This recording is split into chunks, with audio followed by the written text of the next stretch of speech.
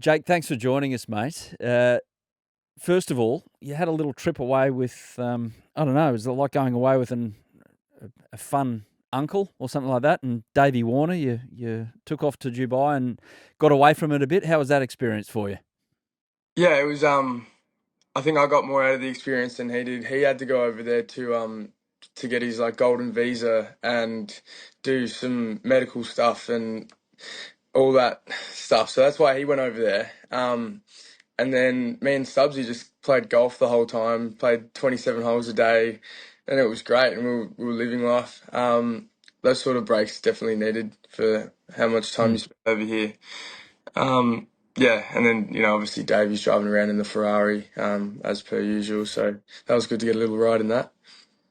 So, Tristan Stubbs and yourself. So, how did you actually fit in the Ferrari? Because I look at those Ferraris driving around Dubai, only on Instagram, never been there, but they look like two seaters. So, we're sitting on each other's lap or something. Stubbsy didn't get a go, unfortunately. It was just me and Davey having a little ride around, joyride. Stubbsy just off doing his own thing at the beach or in one of those cabanas, which are quite nice to sit in. But we're different people. He doesn't really like that sort of stuff, and I love that sort of stuff. So Yeah. We're going to get to that a bit later. Ollie Davies, who was in on Willow Talk last week, brought something up like that, but we'll get to that in a moment, Jake. But like going there with Dave, does he open doors? He's a very experienced man, very well connected man, Dave Warner, I've been led to believe. yeah, probably one of the biggest networks you'll ever see. Knows everyone apparently, or well, everyone knows him here, but he's got a lot of mates here who are quite high up in special places. So we've had some fun going playing golf with some of the pros over here in India, and then going to you know massive mansions, having dinners and stuff like that, playing paddle.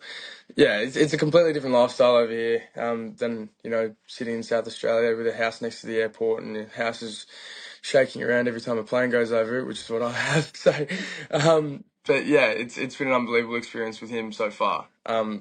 Can't complain about anything he's done. He's helped me so much over here already. I was going to say, like, you go back 10 months and you're just lobbing in Adelaide, you're unpacking boxes, out of your comfort zone, wondering, okay, is this going to work out? And then you're going through this. It's a fair old switcheroo, mate.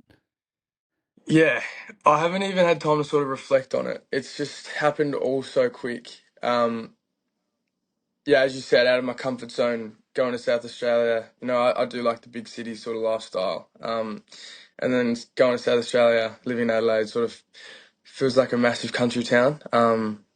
So it's quite hard. It was quite hard for me to adjust early. But then I sort of picture it now as just like a constant holiday. Because it's so quiet, it's relaxed. And we're quite lucky and privileged to have jobs like this. So that's probably the way I've been looking at it. And yeah, then to be here now is just I don't even have any words for it. I don't really understand how it's happened so quick. But Hmm. it was the plan.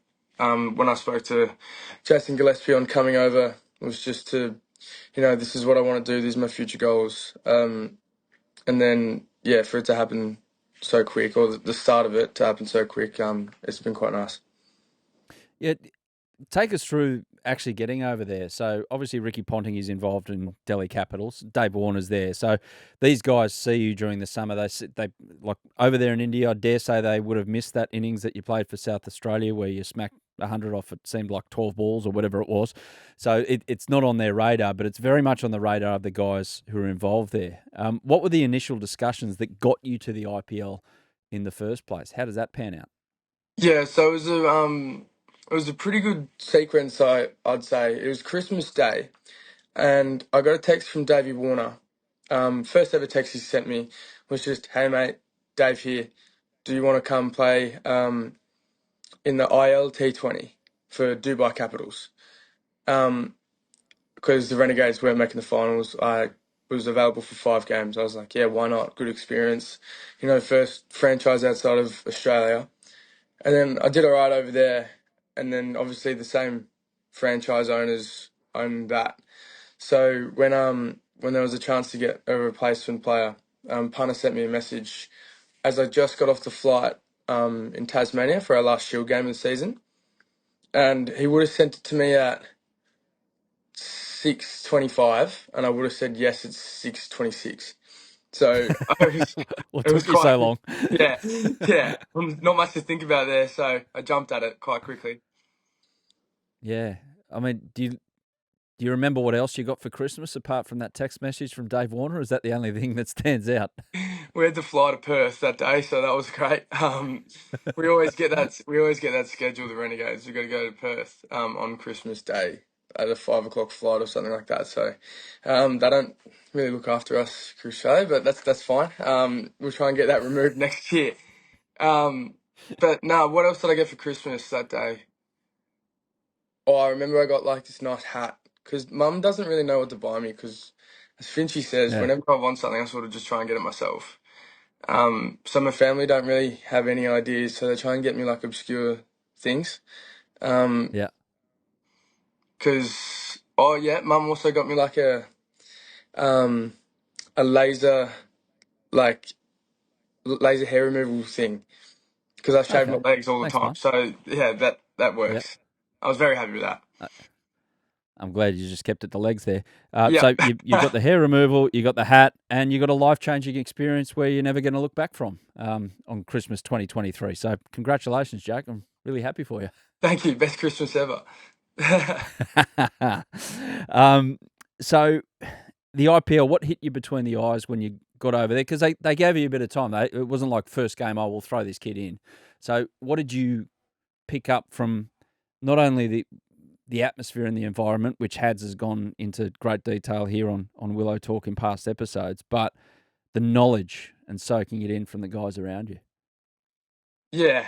Well, as you said, what Had said was it's like an AFL grand final every game. Mm. It's just immense. Like the atmosphere is crazy. So, um, I think it's almost too loud where it doesn't even bother you when you play.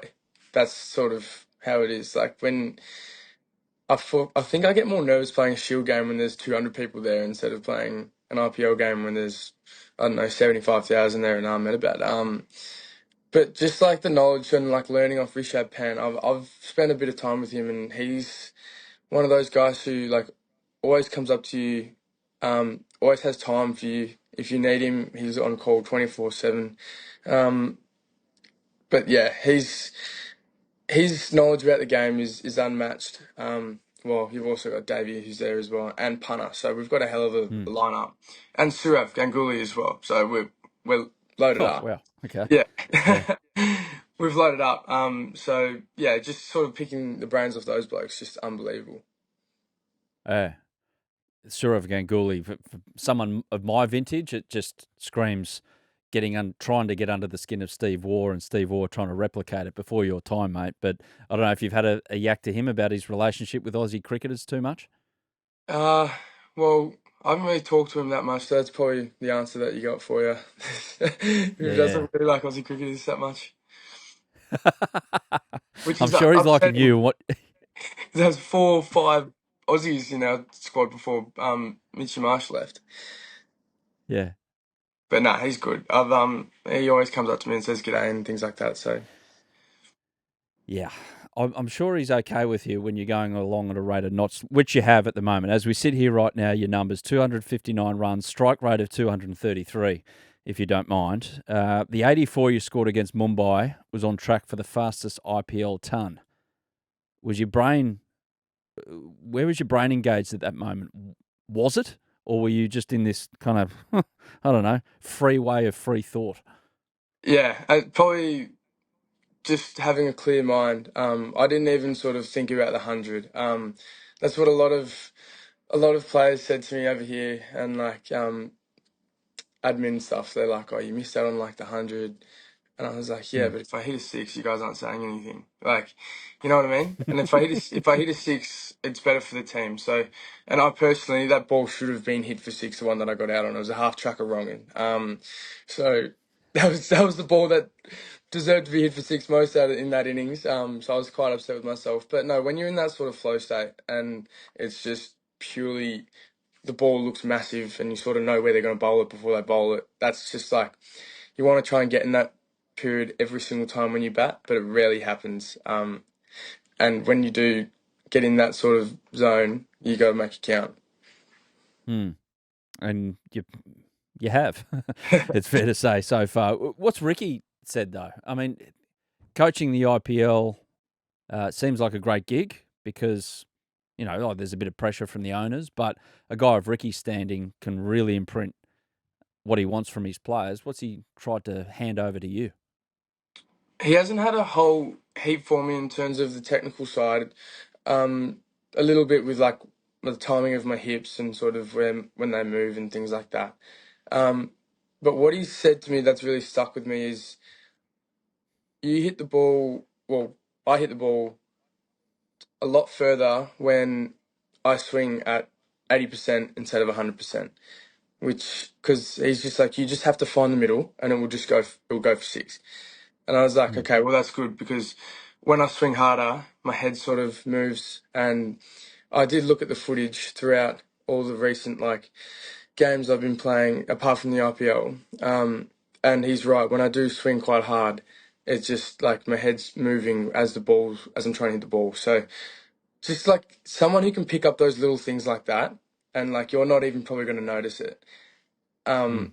But to have someone who can just see that within the first couple sessions of like watching me bat, that sort of blew my mind. And then just been training at that the whole time, and it's been paying off quite well. It's interesting. Like I was always taught as a very bad cricketer that play every ball on its merits. But now, in this age, for someone like yourself, who it's patently obvious what you're trying to do is clear the fence. How how do you approach that when you've got power play? You've got fielders up, you've got short boundaries, you've got conditions to suit. Are you thinking all you're thinking is what part of the ground it's going to go for six, or I'm still trying to play the ball on its merits? Well, it's funny you say that because the game against Gujarat ages ago, our first game against them, I was facing Spencer Johnson and he had a deep mid on and a deep square leg. And I was moving around to try and hit it over cover. And then Punter said to me, it doesn't matter, sort of like, don't worry about the fielders, just hit the middle of the bat. And if you do, it will go. And I was like, okay. So then when I do get out of the power play, which has only happened once, I tend to just continue just going for it because Yeah. the grounds here are half the size of the grounds in Australia, which is Mm. great. I'm sure you're really appreciating that aspect of Yes. architecturally how cricket grounds were formed in India, Jake. T20 World Cup selection. So a couple of people, namely your fellow Victorians, who have gone absolutely, off the rails with the fact that you've missed out on this selection. How does it sit with you, and what was the communication like with Australian selectors? No, the communication was really good. I think it's there's two ways you can look at it. You can look at it through, oh, this is what I've done to prove my case, and then there's also of, look, a month and a half ago, I wasn't even in the picture. So Mm. that's like, and they probably had a good idea of sort of what it was a month and a half ago, trying to build that, how they can get the connection in that team. So, and there's also like, it's hard to fit in. You've got David Warner, our best opener ever in 3 formats. You've got Travis Head, who's lighting it up over here and has lit it up for the past 18 months. And then Mitch Masters, same, and he's also the captain. So, unless I can't really see myself batting at 5 or 6, because we're pretty set there with Timmy David, Cam Green, those sort of blokes. So that's the way I think about it. Is that's fine. There's hopefully going to be more time for that. And if I do somehow get a travelling reserve, then great, I can get a good experience there or something like that. But yeah, it didn't really bother me a hell of a lot because I wasn't in this position to sort of feel like I've earned Mm. that yet because it's tough work World Cup cricket's a lot different to IPL cricket and franchise cricket. I was hoping for something totally irrational from someone in their early 20s, Jake, and you've totally disappointed me there because that was a very good answer to what was a bit of a curly question. What about, I don't know if you've seen or had much to do with the other Aussie boys. You mentioned one there in Travis Head, who is playing with Pat Cummins in the IPL in their franchise. Mitch Stark's floating around with his mob as well. Have you had a chance to converse with those guys about where you're heading and any advice they've passed on? If guys of that ilk pass on advice, I do message Mitch Marsh and Travis Head quite frequently. They're but not really about cricket or about anything. It's more about golf. But yeah, yeah. But I know that they're always there, and they'll always be there for me whenever I need that. I need to go to them, and I've got Davey staying 2 rooms down. So as I said, you've got the best opener for Australia in all 3 formats, 20 meters away from me. It's quite nice to have. So yeah, I'm just really privileged to sort of be in that position that I am now, and that's the way I'm looking at it. What's Davey passed on then? Oh, he's telling me a lot about the wickets, like and how they play later in the tournament and how they change. Because obviously they're a lot flatter. You're seeing scores of 250, all that stuff. And then now you're sort of seeing scores of like 180, 175, and they're dropping quite rapidly. So it might get a bit harder to sort of to bat on through the middle overs against spin. So you really got to cash in at the top, which makes my job even better. So I'm quite happy. Yeah, what were those decks early in the? Because we were seeing the scores coming back and saying this is actually, yeah, it's a very different version of cricket to what we expect now. I've noticed the scores in the last week or so. You're right, under 200 is more likely than over 200. But like fair dinkum, what were the tracks like? They were like the top of a car park or something, were they? Yeah, Early on. they were genuine glass. Just like pace in the wicket, not moving at all, barely any swing. So, and then quick boundaries or quick outfield and short boundaries. So it is Christmas morning as a batsman. When Another you one. sort of go out there and see that, but you still got to hit the ball.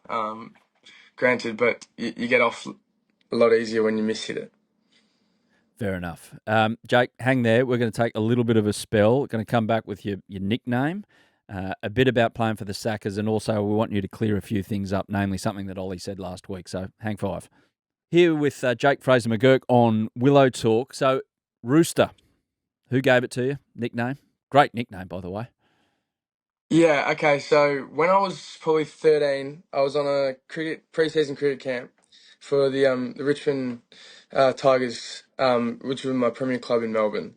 And we were in Sale, and we were proper camping, so we weren't in like rooms, we were proper tents, and staying just outside the ground there. And probably like 4:30 in the morning, the Roosters were like going crazy, and they were going like, McGurk, McGurk. So someone has just come up and said that sound. They're saying your last name, and then ever since then it's stuck, and it's been. I'm pretty happy with my nickname, but like not many people are. Yeah. But it's a great story, and I love telling it because it's funny. It's a beauty. It's an absolute beauty. I mean, but people are also twisting your last name to Jake Fraser-Berserk when you do go off and you're scoring at a strike rate of 300. Okay with that, or would you prefer not? Think this through. I don't know. It was quite. My mates were giving me a lot of stick for it when they were saying like. So they just kept calling me Berserk. Um, and I wasn't a fan of it. But you can't let them know that you're not a fan of it because then it sticks. So Yeah, I was exactly. like, yeah. But then you're calling me Berserk for this reason because I got the world record. So think about it. You're actually giving me a compliment as you're telling me that. So then they stopped calling me that because nicknames are meant to be sort of a little bit downgrading maybe. Oh, yes. Rooster's great. And, of course, now, given the colour of the cap, it can be Red Rooster, but that's a horrible dad joke. We'll leave that right there. But the fact that you're playing for the Sackers now, Jake, 29 ball 100 early on for the Sackers. So, yeah, okay, you leave Victoria. Couldn't have been an easy decision, but you lob there and you do that. And you talk of that record, and that's that record. How many times you watched it? Oh, I get tagged in it every day still. So once a day since it happened, which I probably need to stop. No, it's always good to sort of like go back on those things and just see what positions you're in as you were going really well. That's what I sort of look at it for. So I've got all the innings that I've done well in sort of saved in a file on my phone that I can just check in with. Usually before the night before a game, I watch it and just sort of gives me a bit of confidence going into the game and like self belief. You're just like, yeah, I've done this. I can continue to do this. So yeah, a fair bit to answer your question. Yeah. Travis Head said something similar though? Did you get that from him, or did you just do that yourself? No, I've sort of always done it because my mum, even when I was playing under 12s, under 14s, 16s, going up through the age brackets, mum and dad would always film my games. So I've got like so many games on my mum's computer just filmed. And I'd Mm. always just sit down after the game, probably with Macca's, and just watching it. Which means I've done well if I've got Macca's. If I don't, then I haven't done well. But yeah, it's just something I've always sort of done, and it's continued to be a good thing for me just to give that self belief. Mm. You went over there uh, for whatever reason from South Australia to Victoria. I mean, how hard a decision was it, and was there homesickness involved early on as well? Even though you're only an hour flight away, it's not as if you moved to the other side of the world. Yeah. It honestly, personally, wasn't a hard decision for me at all. I felt like I did need a fresh start. Obviously, it's hard, like moving away from your friends and family, but as you said, it's only an hour flight or a 6 hour drive. So, I've done that drive a few times. I've done that flight a few times. Obviously now I can say I was really happy with it. Mm. But before I sort of really even did anything or performed, I was looking forward to it. I wasn't anxious. I wasn't really. I was like, okay, let's give this a red hot crack. Because you're at this time in your career, which 21-year-olds are usually never in that sort of period. Losing a deal and then sort of having to save your career at such a young age is quite hard. So to be able to go there and just commit to a fresh start and have a massive buy-in with all the team was great. So yeah, they've just been unbelievable. And my housemate Jordan Buckingham was exceptional because he did a similar thing. He missed out on a contract in Victoria, jumped ship to South Australia, and he's made that bowling lineup his own. Mm. Yeah, he's going really well. Of course, the end of the summer, I mean, you ended up with a one-day cap as well. We were there that day at the SCG when you nearly cleared the roof, and then you got out a couple of balls later, but we won't go into that. So you get your cap, huge occasion for you, really proud moment. Have you thought about putting the process in place to make sure you get a baggy green as well?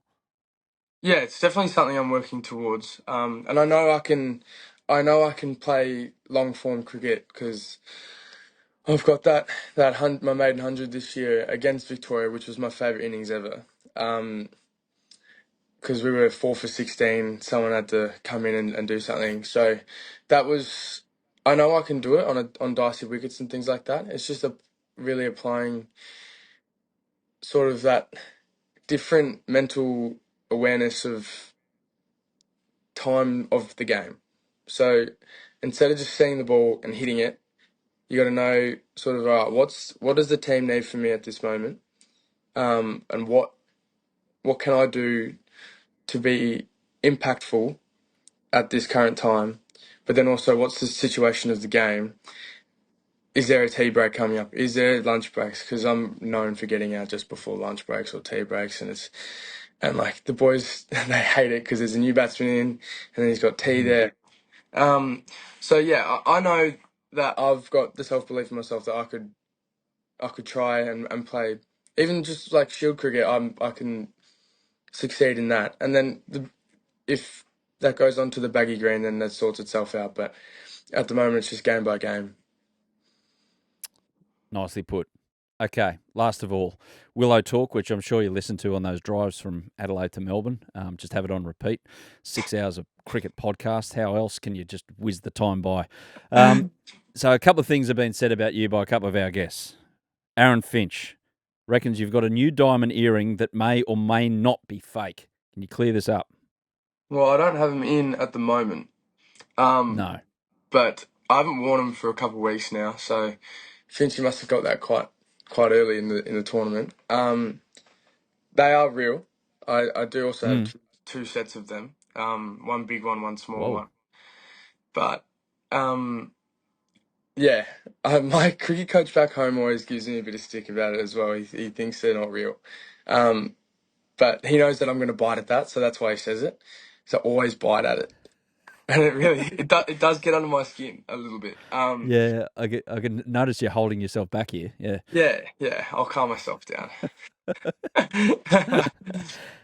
Finchie said another thing. Okay, and I don't know if this is coming from a Victorian that's pissed off that you're not playing for Victoria anymore, but he said you're likely to buying flash cars before the cash arrives in your bank balance. Yeah, well, I've done that. I did that once before, so that's probably why he got it. I Yeah, wouldn't say okay. it's a flash car. It's just it's a Jaguar SUV, but I got that when I was Well, mate, 18. it's not exactly a Holden Barina. With all due respect to Holden Barinas. No, the Barinas are nice cars. A few of my mates have them. Fair enough. But no, yeah. My manager's definitely had to come in a few times and stop me of getting new cars and things like that. He's like, mate, you need to buy a house. Buy a house. Yeah. So yeah, Yes. that's I'll back him up there. yeah, that's the next purchase. And then if there's a little bit of cash left over, then maybe I can put it towards a new vehicle. Yeah, yeah. I See, love cars. cars, mate, I'm sure he's told you that. I know you love cars, but they depreciate the moment you start driving them. And real estate, especially in Australia, it appreciates. So anyway, I'll leave that with you. Yeah, Life advice. I'm sure the manager's got into he's got all into your head over it. about that. Ollie Davies. Okay, so he told the story about you on tour, under-19 World Cup, getting scratched on the face by the monkey, and he alleges that you were a little bit too keen to just, coexist with that monkey and get in its face. Anything you want to clear up here, or you just want to leave this story in the past and get on with life? There's a bit of both. I do want to leave it and get on and get on with it, but nah, he's quite bang on there. I've never seen a monkey before in my life before this, Mm-hmm. so I was really excited to sort of like just get like really close to it and just like have a look at it. And we got to feed it as well, so they were taking it out of our hands through this little cage, and my monkey seemed to just love the food that I was giving him because he was smacking it and before he even got it in his mouth. He was taking more. And then I was like, I had my hands were empty, and then he just looked at me and just shoved his and sort of got me underneath here, in there, and I was Yeah. like, what, Eyelid. what the hell has just happened there? And I'm sort of like doing this, and it's like blood like coming out of my eye. So I was like, what's just happened? So as Ollie Yeah. said, I didn't really go, Doc, Doc. Like I just been hit in the face by a monkey. I was just like, Doc, I've just been scratched in the eye by a monkey. And as Yeah. Ollie was right, the doc was like, oh, far out. So yeah, got straight to the hospital. Um, and he was right. It was before the quarterfinal, so I played that game. Yeah, did really well. Got a run out for a zero baller, so platinum. Um, Sam Fanning burnt me first ball of the game, which is good.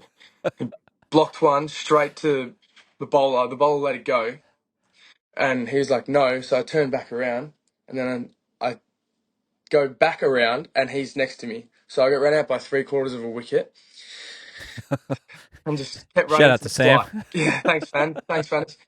Um, but no, yeah, I went straight home and got like needles underneath my eyes and stuff like that. So it wasn't a great experience after that. Mm, But yeah, little okay. heart thing Fair turning enough. to not a great Well, experience. mate, life's got better for you since, which is a good thing. Before we let you go, I mean, right of reply, anything that you'd like to air about Finchie or Ollie before we let you go, or just leave it right there? No, I think we can leave it right there. Maybe if another time comes up, I might have some think about it a bit better and get some better stories for you. But Yeah. yeah, I'll leave it there. Okay, fair enough, mate. I really appreciate without a word of a lie, we've got to let you go because you've got to get to a photo shoot. So life has definitely changed for Jake Fraser-McGurk over there in India. But, mate, really appreciate you taking the time to chat to us on Willow Talk, and go well for the rest of the tournament and, whatever comes after that. Thanks, guys. Appreciate it. Thanks for having me. Yeah, thanks for watching the Willow Talk podcast on YouTube. Don't forget to hit the subscribe button so you don't have to miss an episode wherever you are. And while you're at it, check out these videos up here. They're mostly good.